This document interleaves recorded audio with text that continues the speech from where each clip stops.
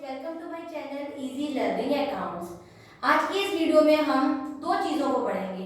एक तो revaluation account कैसे बनता है, इसका फॉर्मेट क्या होता है, और उससे पहले मैं आपको जो मैंने लास्ट वीडियो में एक्यूमुलेटेड प्रॉफिट, एक्यूमुलेटेड लॉसेस और जनरल रिजर्व वगैरह या स्पेसिफिक फंड के जो ट्रीटमेंट्स कराए थे, उसमें अगर 3-4 एंट्री ना अलग अलग पास करके एक सिंगल एडजस्टमेंट एंट्री अगर पास करने को कह रहा है तो वो कैसे पास करेंगे, उसका पास करने का क्या तरीका होगा, वो मैं आपको इस वीडियो में बताऊंगी। उससे पहले मैं आपको एक बात बता देती हूँ। लास्ट वीडियो में जब लास्ट में मैं इन्वेस्टमेंट फ्लक्चुएशन रिजर्व की आपको एंट्री पास करा रही थी, तो मैंने उस वीडियो में आपको कराया था कि investment fluctuation reserve account debit to investment to all partners, right.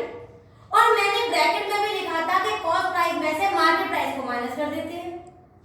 लेकिन क्या हुआ, वो माइनस करते में 5 की जगह 15 और 15 की जगह पर 5 हो गया।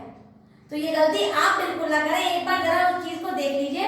हमने एंट्री की थी investment fluctuation reserve account debit to investment to X to Y to Z, और मैंने ब्रैकेट में लिखवाया था कि कॉस्ट प्राइस में से मार्केट प्राइस को माइनस कर देते हैं।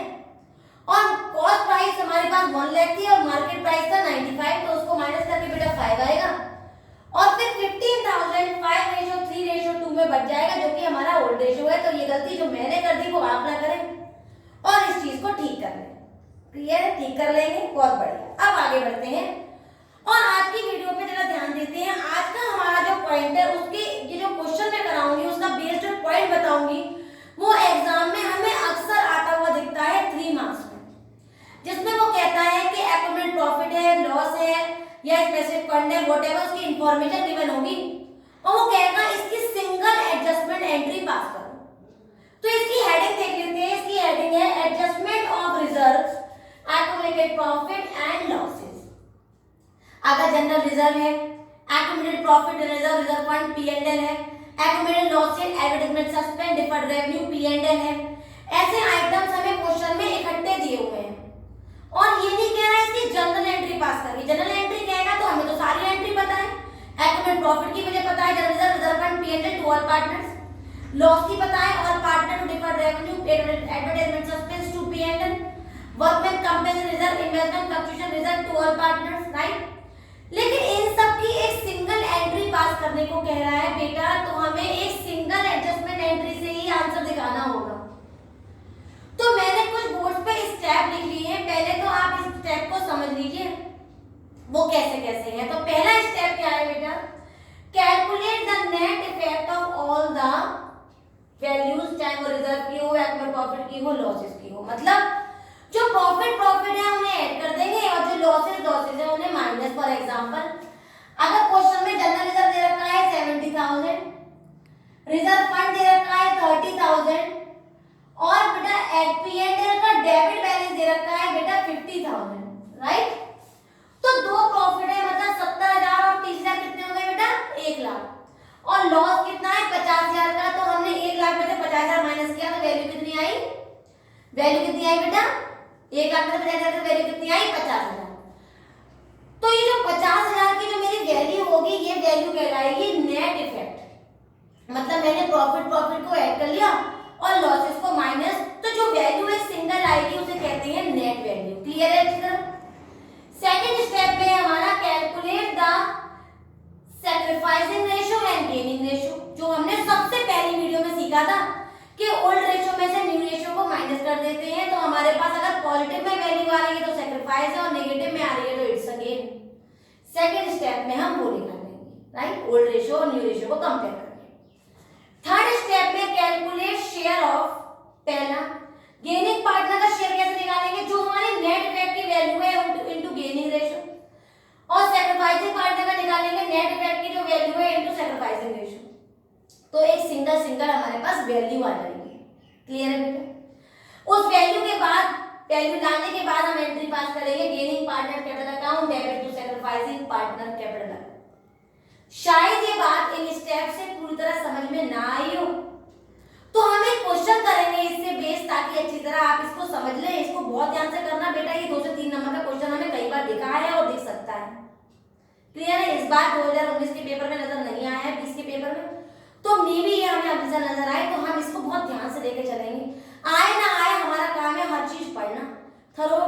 स्टडी करना, बाकी सब हम भगवान पे छोड़ देंगे क्या आ रहा है पेपर में और क्या नहीं आ रहा है, राइट। तो आप इसका स्क्रीनशॉट ले लीजिए ताकि ये स्टेप में क्वेश्चन कराते समय आपको ये स्टेप समझ में आए कि हमने किस स्टेप के बाद क्या पॉइंट फॉलो किया था। आपने स्क्रीनशॉट ले लिया होगा। अब हम इसका एक क्वेश्चन करेंगे, फिर हम आगे बढ़ेंगे रिवैल्यूएशन अकाउंट की तरफ। तो देखते हैं, बोर्ड पे मैंने क्वेश्चन लिखा हुआ है, ये हमारी टीएस ग्रेड 2020 का क्वेश्चन नंबर 20 है। 2020 का क्वेश्चन नंबर 20 है, 2020 पेज नंबर 4.42, पेज नंबर 4.42।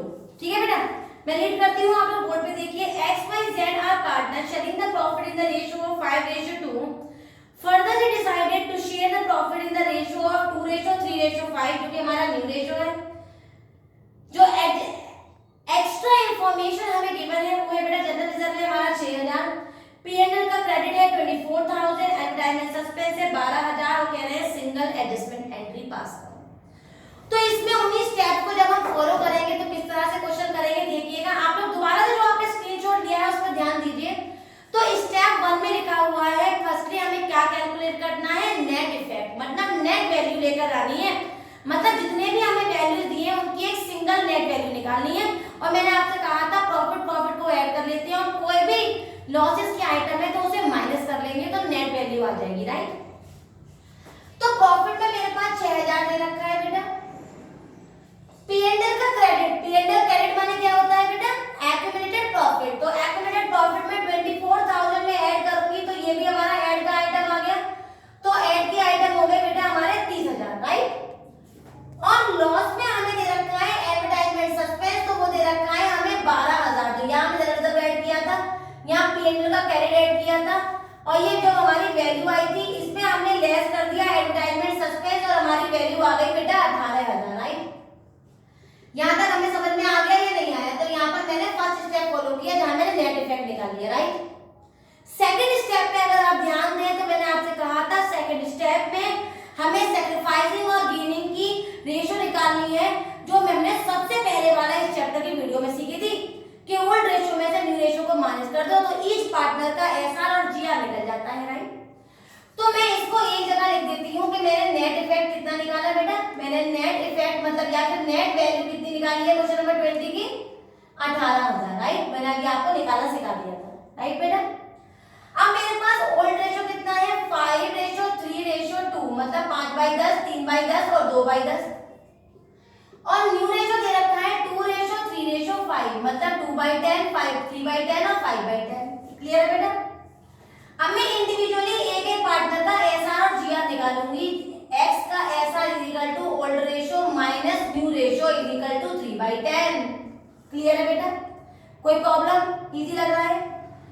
मैं वाई का एसआर निकालूंगी तो old ratio minus new ratio equal to 0, मतलब नो सैक्रिफाइस नो गेन।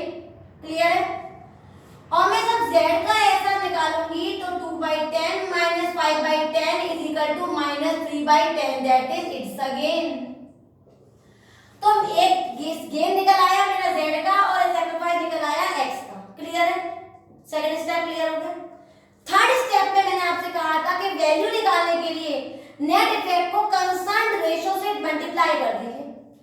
तो मेरे x का जो सैक्रिफाइस निकलेगा वो कितना निकलेगा बेटा 18,000 into 3/10। तो वैल्यू आई बेटा 0 0 24, ये आया मेरा 5400।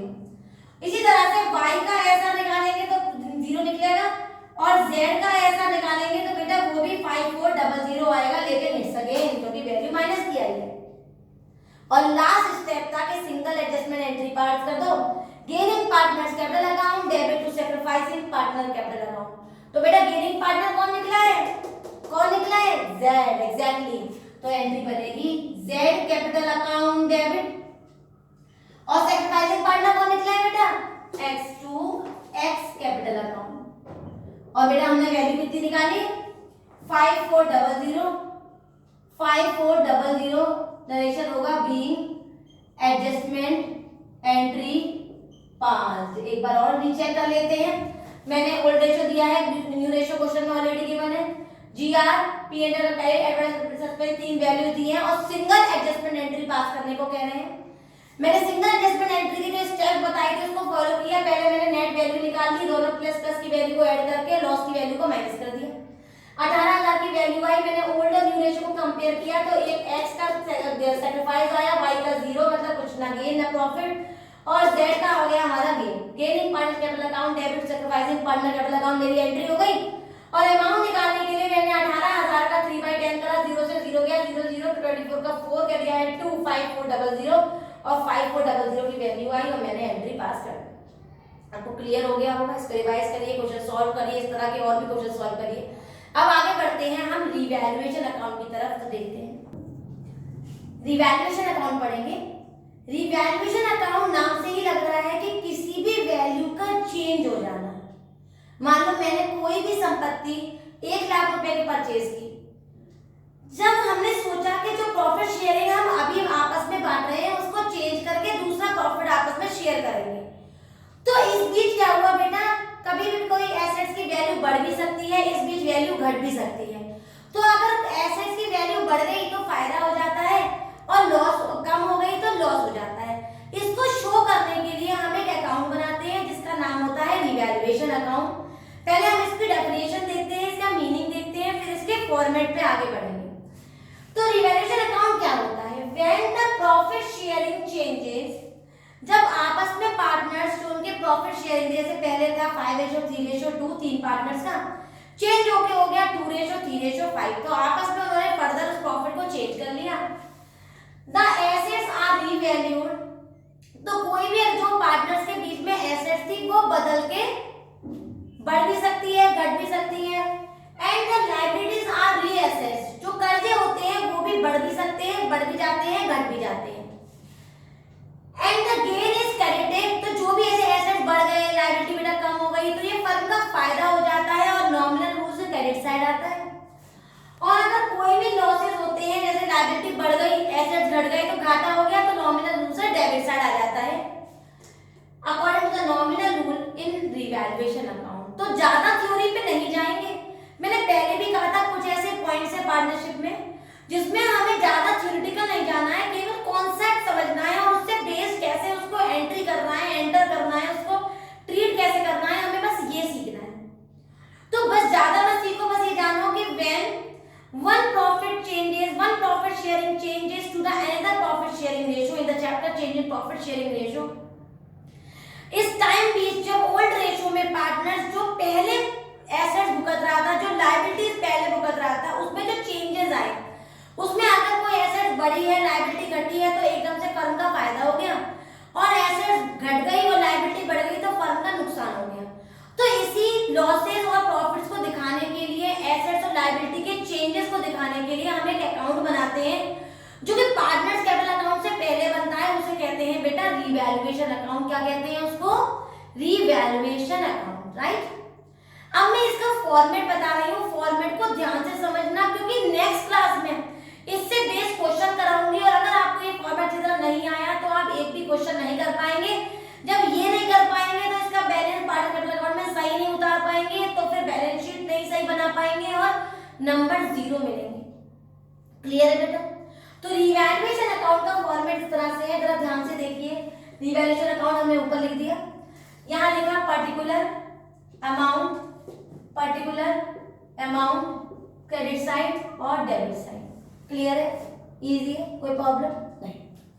अभी मैंने आपको बताया था कि कोई भी फायदा होता है तो क्रेडिट साइड, और कोई भी लॉस होगा तो डेबिट साइड पुट करते हैं according to the nominal rule in the revaluation account, right. तो बाई एसेट्स, ब्रैकेट में मैंने क्या लिखा? एसेट्स इंक्रीज, अगर एसेट्स बढ़ जाए फर्म का फायदा नॉमिनल रूल से credit side. Liability decrease, liability घट जाए तो फर्म का फायदा नॉमिनल रूल से credit side of the revaluation account. Any unrecorded assets now recorded, मुझे मालूम ही नहीं था मुझ पे एक 9 लाख का हार है, बाद में मालूम पड़ा कि मुझ पे तो 9 लाख का एक हार है, मतलब मेरी संपत्ति बढ़ गई, मैं बहुत खुश, और खुश तो मेरा फायदा तो रिवैल्यूएशन अकाउंट में क्रेडिट साइड, राइट। भूलना मत, ऐसी चीजें आ जाती है, मतलब 9 लाख का हार नहीं आता है, लेकिन एसेट एकदम से बढ़ गई, फर्नीचर एकदम से मालूम पड़ गया, तो ये चीजें जो अचानक से आती है जिसका रिकॉर्ड पहले से नहीं है उसे कहते हैं अनरिकॉर्डेड, राइट। अब लॉसेस देखिए जो डेबिट साइड है, 2 एसेट्स का नाम लिखेंगे, ये सिर्फ फॉर्मेट है। क्या चीज लिखते हैं, एसेट्स डिक्रीज्ड, एसेट्स घट जाए लॉस हो गया, लायबिलिटी इंक्रीज, लायबिलिटी बढ़ जाए क्या हो गया, लॉस, और अनरिकॉर्डेड लायबिलिटीज नाउ रिकॉर्डेड। कोई अचानक से मालूम पड़ा कि मुझे सीता का कर्जा देना है 1 लाख रुपए, मुझे तो पता ही नहीं था कि मुझे सीता का कर्जा देना है। अब मुझे सीता को 1 लाख रुपए देने पड़ेंगे क्योंकि वो मेरी अनरिकॉर्डेड लायबिलिटी है। तो अचानक से मेरा लॉस हो गया, इसलिए नॉमिनल रूल के हिसाब से डेबिट साइड आएगा। याद रखना इसकी बैलेंसिंग कैसे होगी, इधर का ऐड करेंगे फिर इधर का ऐड करेंगे। अगर मान लो क्रेडिट साइड ज्यादा है बेटा, डेबिट साइड कम है, तो एंट्री बनेगी to profit transfer to partners capital account. और बेटा अगर डेबिट साइड ज्यादा है और क्रेडिट साइड कम है तो बाय लॉस ब्रैकेट में transfer to partners capital account, right. और पार्टनर्स में यहाँ पर जितने भी पार्टनर्स होंगे बेटा X Y Y Z A B C D जो भी नाम होंगे उनको पार्टनर्स को ओल्ड रेशो में बांट देंगे, क्योंकि ये काम जो हो रहा है प्रॉफिट चेंज जब हो रहा है, शेयरिंग चेंज हो रहा है, उस बीच हुआ है ये चेंजेस, तो हमेशा ओल्ड रेशो में बटेगा। एक बार और मैं इसको समझाऊंगी। रिवैल्यूएशन अकाउंट में जितने भी फायदे होते हैं क्रेडिट साइड, जितने भी लॉसेस होते हैं वो डेबिट साइड। उसमें क्या क्या, एसेट्स बढ़ जाए, लायबिलिटी घट जाए, अचानक से कोई भी एसेट्स हमारे पास आ जाए, सारे क्रेडिट साइड, कोई भी एसेट्स घट जाए, लायबिलिटी बढ़ जाए, अचानक से कोई लायबिलिटी आ जाए तो डेबिट साइड। सारा रूल हमने फॉलो किया नॉमिनल। अगर क्रेडिट की रकम ज्यादा और डेबिट की रकम कम तो बैलेंसिंग टू प्रॉफिट से, और डेबिट की रकम ज्यादा और क्रेडिट की कम तो बाय लॉस से। और ये कहां ट्रांसफर हो जाएगा, पार्टनर्स कैपिटल अकाउंट में। इसको नेक्स्ट क्लास के लिए आप अच्छी तरह याद रखें, क्योंकि अगर ये याद होगा तभी हम इसके बेस नेक्स्ट क्लास में क्वेश्चन करेंगे। और अगर ये फॉर्मेट आपको जो समझ में आ गया हो बेटा, एडजस्टमेंट वो चीजें जो मैंने बताया वो अच्छी तरह क्लियर हो, जो प्रॉब्लम हमारी क्रिएट हुई थी जो मैंने उसको ठीक कराया वो चीजें समझ में आ गया, और आप इसको ना रिपीट करने की कसम खा रहे हो तो मेरे वीडियो को लाइक करें, शेयर करें और सब्सक्राइब करें। Thank you.